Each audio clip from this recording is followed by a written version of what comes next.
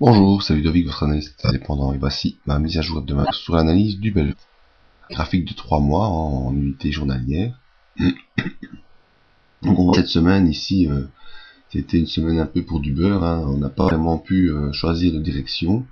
On était terminé vendredi sur cette petite bougie qui est au-dessus de la résistance et au-dessus de la M20, qui pouvait être un précurseur d'une nouvelle poussée haussière. Le lundi, on a rejoué le même scénario, on est allé tester ici cette ligne oblique qui est une ligne de support pour l'instant, et terminer aussi au-dessus de la résistance et au-dessus de la M20, sans vraiment pouvoir continuer la progression. Alors mardi, on a ouvert baissier, on est retourné tester la résistance, la M20, mais on a continué à baisser, et on est passé sous cette ligne de support oblique. C'était un peu le danger de la poursuite de la baisse. Le mercredi, on a oscillé au-dessus, en dessous de cette ligne, sans vraiment pouvoir choisir de direction, et on a quand même terminé légèrement en dessous.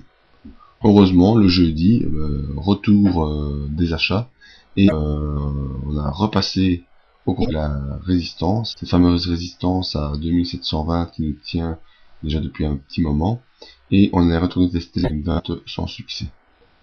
Vendredi, séance hautement volatile, on a bien franchi la M20, on est parti tester ici des zones qu'on n'avait plus touché de la semaine, et on termine en doji en haute vague. Un doji en haute vague, c'est une séance qui se termine sur le point d'ouverture avec une séance hautement volatile tant en hausse qu'en baisse.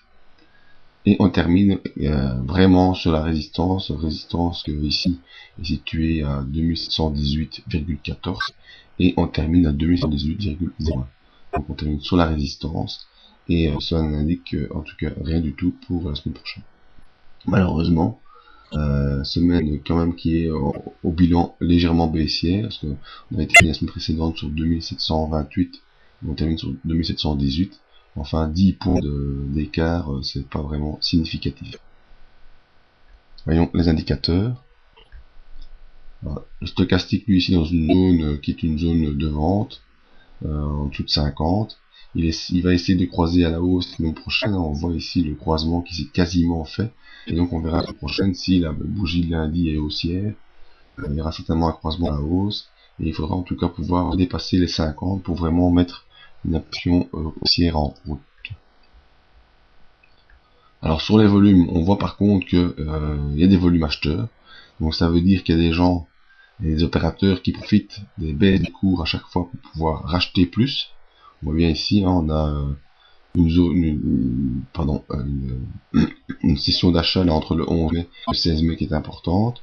Entre le 16 mai et le 17 mai, c'est-à-dire le lendemain, il y a eu des ventes, mais vraiment rien du tout par rapport aux positions prises les jours précédents. Suite à cette petite vente, les opérateurs en auront profité pour recharger le panier et on voit une nouvelle zone d'achat assez importante. Donc, au niveau des volumes, les volumes sont plus acheteurs, ce qui est bon pour la tendance haussière. Le MACD, lui, malheureusement, le MACD est toujours en phase baissière. Alors, l'histogramme s'est un peu amélioré au cours de semaine, mais on est toujours sous zéro. Et le MACD est sous son signal, ce qui nous donne en tout cas une résistance, une phase baissière sur le moyen terme.